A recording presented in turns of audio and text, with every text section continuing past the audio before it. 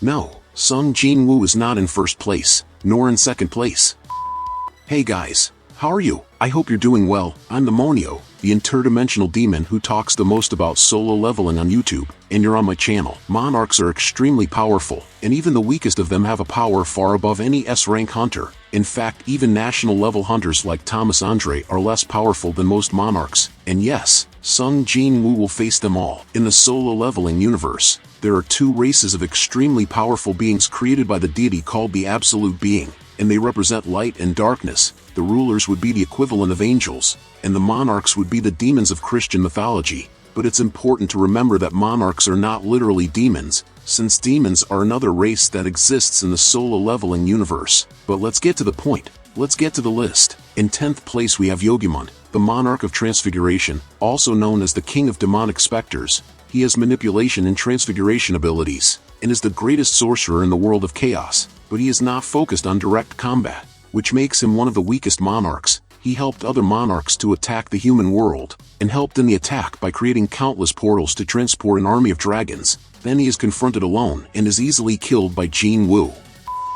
In 9th place we have Legia, the monarch of the beginning, also known as the king of giants. He is a monarch who was imprisoned by the rulers, and when he is found by Jin-woo inside a portal, the two talk, but Jin-woo kills him when he realizes that he was not on the side of the humans. We do not know much about Legia, but he was the only monarch who was captured and sealed by the rulers.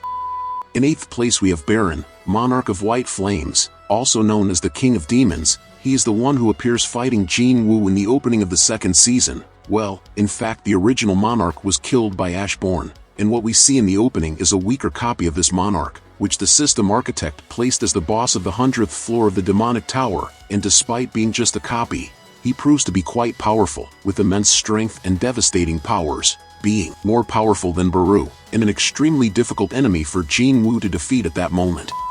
In 7th place we have Tarnak, the monarch of the iron body, also known as the king of monstrous humanoids. He participated in the attack on the human world along with other monarchs, and faced the strongest hunter of humanity Thomas Andre, who fought alongside the two strongest shadows of the Sung, Belian and Baru. And despite Tarnak having extremely high physical strength and resistance, and using the transformation that monarchs have, called spiritual body manifestation, in which he changes into a more powerful form, he was defeated by the trio's joint work.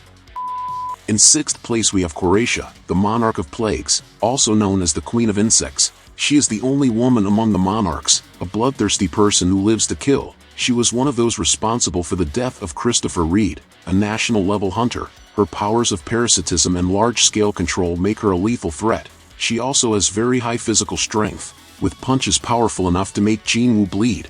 Her absurd regeneration makes her a very difficult enemy to face, since she was able to regenerate even after being cut in half. She was distracted during the fight with Jin-woo trying to control Baru, the Ant King, but was frustrated to see that Baru did not give in to her control. She tried to use her poison-based attacks against Jin-woo, but they were not effective, due to Jin-woo's immunity to these toxins, and he used this advantage to defeat her.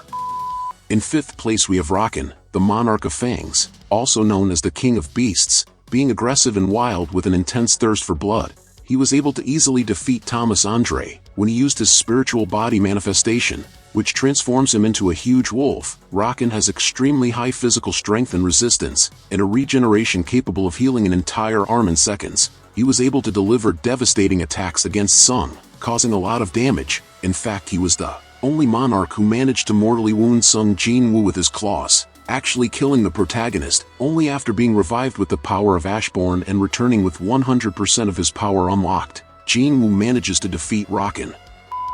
In 4th place we have Silid, the monarch of frost, also known as the king of snow folk, being one of the villains who acted the most in the work and one of those who gave Jin-woo the most trouble. He was responsible for killing Go Gun-hee, the president of the Hunter Association. Silid has magic obviously based on ice, having total and absolute control over this element, being able to use ice in an aggressive and defensive way, creating weapons, trapping enemies, creating shields, manipulating the temperature to create great storms, in addition to being able to create entire armies of ice golems. In addition to all this, he also has extremely high physical attributes, such as strength, speed, and resistance. In 3rd place we have Sung Jin-woo, also known as the protagonist of solo leveling. Yes, our beloved protagonist is in 3rd place. No introduction needed. Sung has the powers of the Shadow Monarch, with control over the army of shadows, and so many other powers that we see in the anime. Sung becomes absurdly powerful when he manages to release 100% of the power of the Shadow Monarch. And despite having a power level quite close to the second and third place on the list, he is still a little below in terms of techniques and use of powers.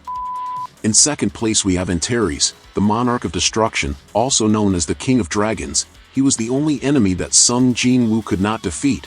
He was defeated by the rulers who interfered in the fight and saved Jin-woo, thus ending the war. Antares is in fact originally the most powerful monarch, with devastating powers capable of rivaling the Shadow Monarch, and an army of dragons with equally frightening power, with physical and magical attributes far superior to most of the monarchs mentioned so far. And it is important to mention that although Jin-woo defeated Antares in the second timeline, this does not negate the fact that Antares is stronger, because throughout solo leveling, we see Jin-woo defeating several enemies that were proven to be stronger than him.